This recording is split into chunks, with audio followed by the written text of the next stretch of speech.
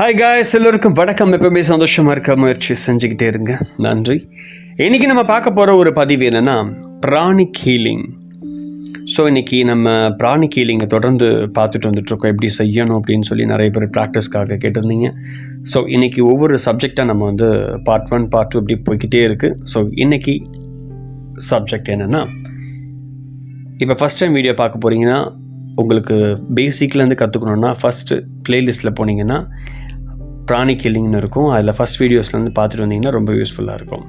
சரி, இன்றைக்கி பார்க்க போகிறது என்னென்னா, நம்ம லாஸ்ட் டைம் முடித்த ஒரு பகுதி என்ன அப்படின்னா, எப்படி நாம் ஒருத்தவங்களுக்கு ஸ்கேன் பண்ணுறது அப்படின்னு சொல்லி வீடியோ பார்த்தோம். ஸோ இன்றைக்கி அந்த ஸ்கேன் முடிஞ்ச பிறகு ஒருத்தவங்களுக்கு சக்தியை கொடுக்கணும். எப்படி அப்படின்னா கலர்ஃபுல், அதாவது ஒருத்தவங்க உடம்புல நிறங்களை கொடுத்து நம்ம சக்தியை ஊட்டணும். அது எப்படி ப்ராக்டிஸ் பண்ணுறது, என்ன செய்யலாம், பிராணிக் ஹீலிங்கில் இருக்கக்கூடிய ஒரு பேசிக்கான நுட்பமான முறை. சரி, எப்படி பண்ணலான்னு பார்க்கலாம். ஃபர்ஸ்ட் நம்பர் 1, 3 விதமாக ஒரு கலர்ஸை நாம் கொண்டு சக்தி ஊட்டணும். ஃபர்ஸ்ட் நம்பர் 1, இமேஜினேஷன், விஷுவலைசேஷன் செய்யணும், உருவகப்படுத்தணும். அடுத்தது சக்கரத்தினுடைய நுட்பத்தை நாம் அந்த இடத்தை நம்ம பயன்படுத்தணும். அது மட்டும் இல்லாமல் நாம் விஷுவலைஸ் மட்டும் செய்ய மட்டும் இல்லாமல் விஷுவலைஸ் ப்ளஸ் சக்கரத்தையும் அங்கே நுட்பத்தையும் பயன்படுத்த, ரெண்டுத்தையும் சேர்த்து செய்யணும். ஸோ இந்த 3 விஷயம் ரொம்ப ரொம்ப முக்கியமான ஒரு விஷயம். அப்போ தான் நாம் சக்தியை அவங்க உடம்புல ஊட்ட முடியும். எப்படி ப்ராக்டிஸ் பண்ணுறதுன்னு பார்க்கலாம். இப்போ விஷுவலைஸ் பண்ணோம் அப்படின்னா, விஷுவலைஸுடைய முறையில் வெறும் நம்ம என்ன செய்யணும், நம்ம உடம்புல ஏற்படக்கூடிய பிராணன், நம்ம உடம்பை சுற்றி பிராணன் எப்பவுமே இருந்துக்கிட்டே இருக்கும். அதுக்கு ஒரு 2-3 நிமிஷம் அமைதியாக உட்காந்து நம்ம தியானம் பழகி உடல் முழுக்க அந்த பிராணனை சீரான நிலைமையில் கொண்டு வந்து நம்ம என்ன செய்யணும் அப்படின்னா, பிராண சுவாசத்தை செய்து கொண்டு அதுக்கு பிறகு கையில் உள்ள சக்கரத்தை நுட்பமாக கொண்டு அவங்க நம்ம வர்ணத்தை பயன்படுத்தி நாம் அங்கே செயல்படுத்தணும். வர்ணம் வந்து அந்த கலர் எப்படி இருக்குன்னா கையில் வெளியே வருவதாக நம்ம வந்து விஷுவலைஸ் பண்ணோம். ஒரு குறிப்பிட்ட ஒரு கலர்ஸை நாம் எடுத்துக்கிட்டு நம்ம உள்ளே நம்ம கை வழியாக இழுக்கிறது போல் நாம் அதை செய்யக்கூடாது. அப்படி செஞ்சிட்டிங்கன்னா அது ரொம்ப தவறு. அப்படி மட்டும் செய்யக்கூடாது. உங்கள் கையில் வந்து உள்ளங்கை சக்கரத்துலேருந்து ஒரு கலர் வந்து வெளியே ஏதோ போகிறது போல் நம்ம விஷுவலைஸ் பண்ணணும். உதாரணத்துக்கு பச்சை ஒரு க்ரீன் கலர் வச்சுக்கலாம். இந்த க்ரீன் கலரை நம்ம சக்தி ஊட்டுறோம் அப்படின்னா, நம்ம விரும்புகிறோம் அப்படின்னா, உங்கள் கையிலேருந்து பச்சை ஒளி ஏதோ ஒன்று கையிலேருந்து வெளியே போகிறது போலவே விஷுவலைஸ் பண்ணணும். நீங்கள் நினைக்கும் போது அந்த ஒரு க்ரீன் கலரில் ஏதோ ஒரு பிராணன் வெளியே போகிறதா நீங்கள் உறுதி பண்ணணும். உள்ளுக்குள்ளே போகிறதா எவ்ரிடே ப்ராக்டிஸ் பண்ணி பழக்கணும். நீங்கள் பச்சை நிற பிராணனை நிலச்சி அப்படியே உள்ளே போகுது அப்படின்னு உங்களுக்கு தெரிஞ்சிச்சு அப்படின்னா பர்ஃபெக்ட். அப்போ வெளியே வருவதோ அல்லது நீல நிற அந்த பிராணனை இருக்கும் வாய்ப்பு கூட சம்டைம் நம்ம கிடைக்க வாய்ப்பு இருக்குது. உதாரணம், இப்போ ஒரு ரெட் கலர் நீங்கள் வந்து பண்ணுறீங்க அப்படின்னா அங்கே க்ரீன் வர்றதுக்கு வாய்ப்பு இருக்குது. அப்படி பண்ணாமல் ஒரே சீராக நம்ம இருக்கணும். அப்போ நாம் இதை எப்படி செய்யணும் அப்படின்னு ஒரு பயிற்சி. ஸோ இந்த ப்ராக்டிஸ் எப்படி பண்ணலாம் அப்படின்னா, நாம் இந்த கலர்ஸை கரெக்டாக கொடுக்கறத மட்டும் நம்ம ப்ராக்டிஸ் பண்ணால் போதும். முக்கியமான விஷயம் எப்படி பண்ணணும்னா, அந்த சக்கரத்துடைய நுட்பத்தில் நம்ம தேவையான ஒரு பிராணனை தரக்கூடிய ஒரு சக்கரத்தை முதல்ல தேர்ந்தெடுக்கணும். இப்போ உதாரணம் சொல்கிறேன்.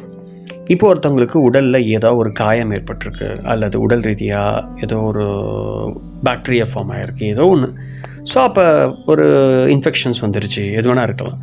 அப்போ நீலம் கலர், அதாவது blue colour or green colour, இதை நீங்கள் விஷுவலைஸ் பண்ணணும், உருவகப்படுத்தணும்.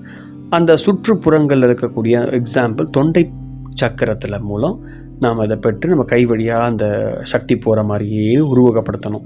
வெறுமனே பிராண சுவாசத்தை மட்டும் செஞ்சுட்டு ஒரே சமயத்தில் தொண்டை அந்த கை சக்கரம் வழியாக நல்ல கவனம் செலுத்தணும் மூலம் நம்ம வந்து இதை செய்யலாம்.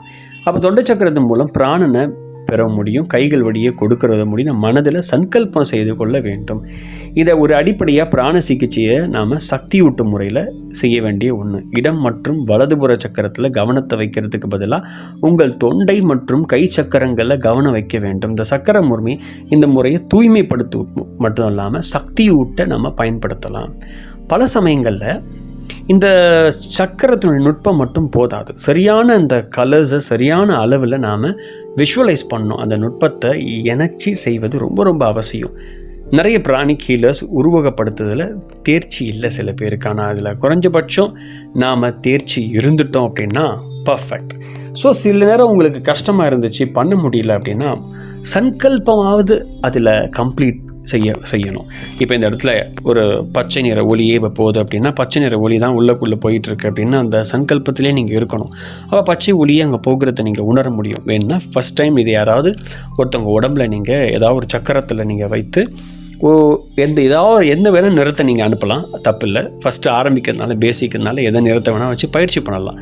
அப்போ பண்ணும்போது கை வழியாக அதோ சக்கரம் வழியாக அதை போகிறத உங்களால் நல்லா உணர முடியும். இந்த நிறத்தை அப்படியே ஒரு நிறுத்த வச்சா அதில் நம்ம பழகிறத ஸ்டார்ட் பண்ணணும். அப்போ நிறுத்தி வைக்கக்கூடிய தன்மை நமக்கு வந்துருச்சுன்னா அடுத்தடுத்த ஸ்டெப்பில் நம்ம வளர்ந்துக்கிட்டு போய்கிட்டே இருக்கலாம். நீங்கள் ஒரு you'll become one day pranic ஹீலராக நீங்கள் மாறுறதுக்கான அதிக வாய்ப்பு இருக்குது. ஸோ மறக்காமல் இந்த பயிற்சியை தொடர்ந்து செய்யுங்க.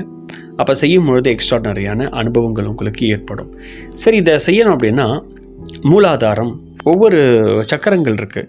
இப்போ உதாரணம் மூலாதாரம் அப்படின்னா அந்த சக்கரத்தை எப்படி செயல்படுத்தி நாம் இப்போ ஒருத்தருக்கு இந்த பிரச்சனை அப்படின்னா அவங்களுக்கு மூலாதாரத்தில் நம்ம கை வச்சு பண்ணுவோம். சரி, மூலாதாரத்தில் கை வைக்கும்போது எந்த நிறங்களை நம்ம அனுப்பணும் ஒரு சில குறிப்புகள் இருக்குது. குறிப்புகள் இருக்குது. அந்த குறிப்புகளை நான் உங்களுக்கு வரப்போகிற பதிவில் மூலாதாரம், சுவாதிஷ்டானம், மணிப்பூரகம் ஒவ்வொரு சக்கரங்களையும் ஒவ்வொரு நிறத்தை நாம் கரெக்டாக பண்ணணும். அதில் தப்பாக பண்ணக்கூடாதுக்கு சில பர்சன்டேஜஸ்லாம் இருக்குது. ஸோ கரெக்டாக பண்ணும்போது பிராணன் வந்து சம அளவில் கொடுக்கும்போது அவர்கள் குணமாக்குறதை நீங்கள் உணர முடியும். சரி, அடுத்த பதிவு வர்ற வரை நீங்கள் தொடர்ந்து உருவகப்படுத்துகிறத ப்ராக்டிஸை தொடர்ந்து செய்யும்பொழுது எக்ஸ்ட்ராடனரியான அனுபவங்கள் உங்களுக்கு வர ஆரம்பித்தோடும். இன்னிலேருந்து you are become a pranic ஹீலராக இன்னிலேருந்து ஆக போகிறீங்க. ஸோ தொடர்ந்து இணைந்திருங்கள் வினோதனுடன். ஸோ ஃபஸ்ட் டைம் வீடியோ பார்க்குறீங்கன்னா மறக்காம வீடியோ சப்ஸ்கிரைப் பண்ணுங்கள். அப்போ தான் அடுத்த வீடியோ உங்களுக்காக வந்துக்கிட்டே இருக்கும். ஸோ அடுத்த பதிவில் பிராணிக் ஹீலிங்க இன்னும் அடுத்த லெவலுக்கு நெக்ஸ்ட் பார்ட் லெவலுக்கு நம்ம கொண்டு போகலாம். ஸோ மறக்காமல் கமெண்ட் பண்ணுங்கள். என்ன பிராணிக் ஹீலிங் என்ன நீங்கள் ப்ராக்டிஸ் பண்ணுறீங்க, பேசிக்காக இருக்கவங்க கமெண்ட் பண்ணுங்கள். ஸோ இதெல்லாமே பேசிக்காக வர்றது தான். ஸோ இன்னும் போக போக அடுத்த லெவலுக்கு நம்ம போய்கிட்டே இருப்போம். யூடியூப்லேயே நான் வந்து போஸ்ட் பண்ணிக்கிட்டே இருப்பேன். நீங்கள் ரெகுலராக ப்ராக்டிஸ் பண்ணிக்கிட்டே இருக்கலாம். நன்றி. Thank you very much.